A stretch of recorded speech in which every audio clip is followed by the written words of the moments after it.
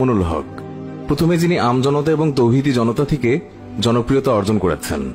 তৃতীয়ত, তিনি বাংলাদেশ খেলাফত মজলিস থেকে জনপ্রিয়তা অর্জন করেছেন। চতুর্থত, তিনি হেফাজতে ইসলাম বাংলাদেশ থেকেও জনপ্রিয়তা অর্জন করেছেন। পঞ্চমত, তিনি সকল আলেম ওলামা থেকে জনপ্রিয়তা অর্জন করেছেন।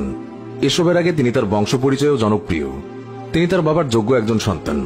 আরও এমন অনেক কারণে দেশের সবচাইতে জনপ্রিয় এই মৌলানাকে ভালো লাগার অনেক কারণও রয়েছে।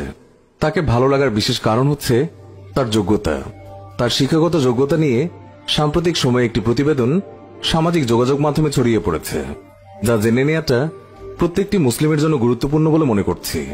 আর সে কারণেই এই ভিডিওর অবতারণা।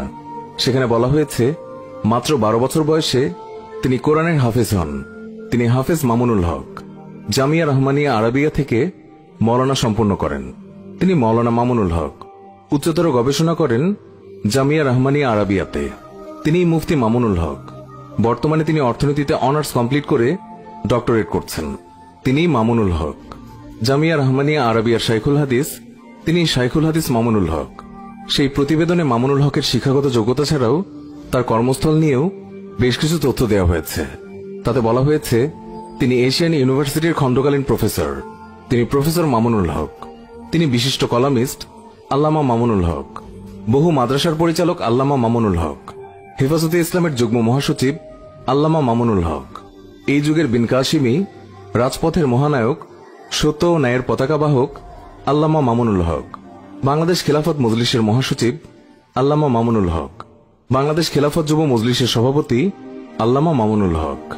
সেখানে বলা হয়েছে, আল্লাহ তাআলার জমিনে আল্লাহর আইন প্রতিষ্ঠা করতে চাওয়ার নামই হচ্ছে আল্লামা মামুনুল হক।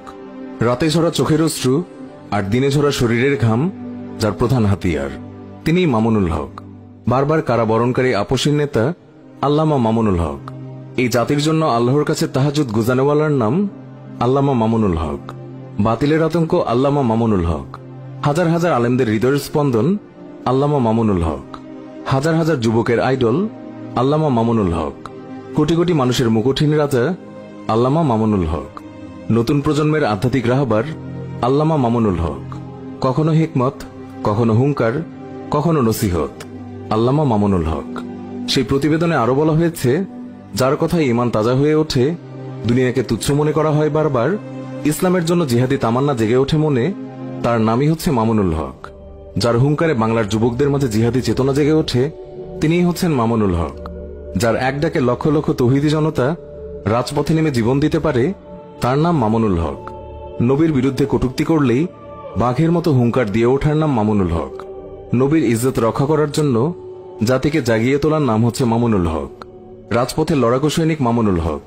যে কোনো ক্ষমতাকে প্রশ্রয় না দিয়ে ইসলামের ঝান্ডাকে উপরে তুলে কথা বলার নামই হচ্ছে মামুনুল হক। পরিশেষে যার ডাকে নাস্তিক মুত্তাদি লেজ গুটিয়ে পালিয়ে যায়, তার নামই হচ্ছে মামুনুল হক।